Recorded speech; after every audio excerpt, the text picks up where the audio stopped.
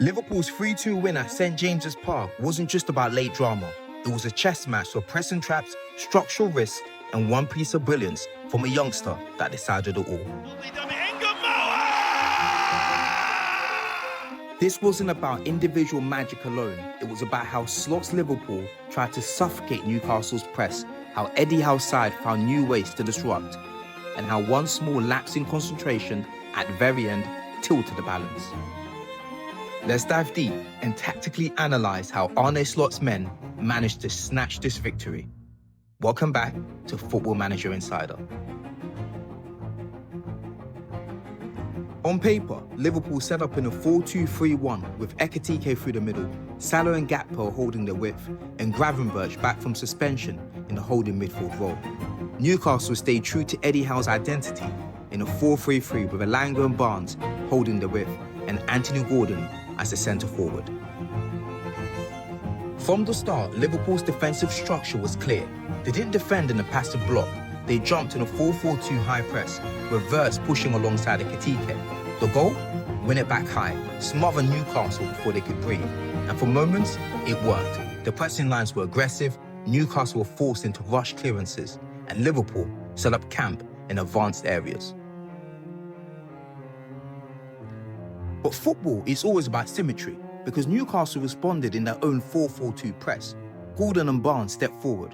Gordon shut down passing lanes, and suddenly Alisson and Van Dijk were being forced long.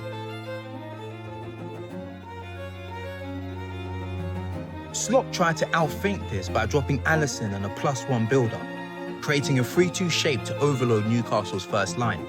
The idea was clever, but Howe's pressing triggers were razor sharp. The wide midfielders jumped at the right moments, and the fullbacks squeezed up, and Liverpool kept coughing up possession. But Newcastle grew into the game. By the 24th minute, they'd made 29 successful passes into the final third, compared to Liverpool's 6. That number alone tells the story. Their press was suffocating Liverpool, and when they regained it, they transitioned quicker. When Liverpool did finally beat the press, Newcastle dropped into a 4-5-1 mid-block, with Anthony Gordon becoming the sole striker. Newcastle's aim here was to force Liverpool to funnel passes out wide. Liverpool's opening goal came when Guimaraes didn't press out quickly enough. Gravenberch had a yard of space, and that was all he needed. A stunning strike, yes, but also a failure of defensive detail. 1 yard too deep, 1 second too late, punished. Then a twist. Gordon saw red, 10 men, a goal down, at home. You'd think Newcastle would crumble, but they didn't.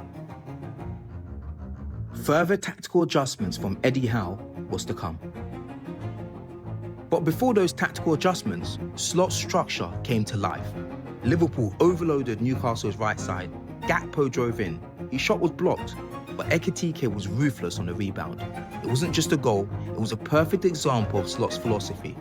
Create numbers on one side, force panic, and let your striker finish with chaos.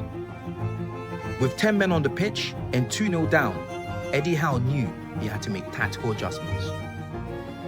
Howe's side pressed with shape and aggression. They shifted into a 4-3-2, the front two harassing Van Dijk and Konate, the midfield three blocking off central progression. It forced Liverpool wide, slowed their tempo, and showed again that under sustained pressure, Liverpool's build-up can be rattled. Then Newcastle turned to chaos. From a long throw, the ball landed in the box. Kirkes tried to nudge Guimaraes away, but the Brazilian muscled through and powered a header past Alisson, a goal born from Liverpool's physical, defensive vulnerabilities. And Newcastle doubled down on it. More long throws, flat into the 6-yard box. Van Dijk was pinned, Konate was crowded, and Liverpool were forced to defend in their own penalty area. It wasn't pretty, but it was effective.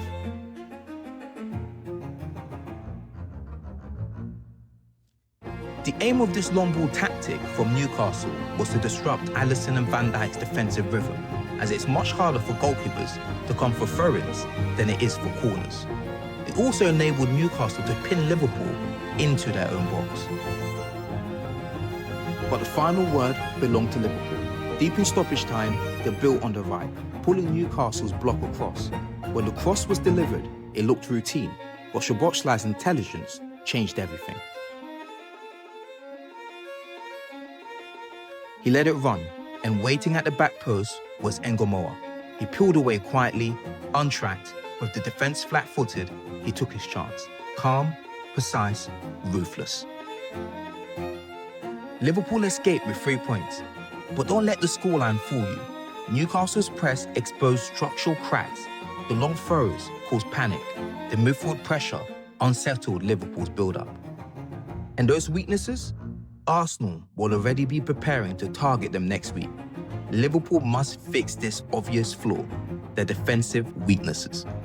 And if you want to understand those flaws in more depth, I've broken them down fully in my video, Liverpool's Defensive Problems Exposed. That's the one to watch before Liverpool face Arsenal next weekend. Liverpool fans, what's your thoughts? Can Arne Slot fix this Liverpool defence in time to face Arsenal next week? Let me know in the comments below. Until next time, stay sharp, stay tactical.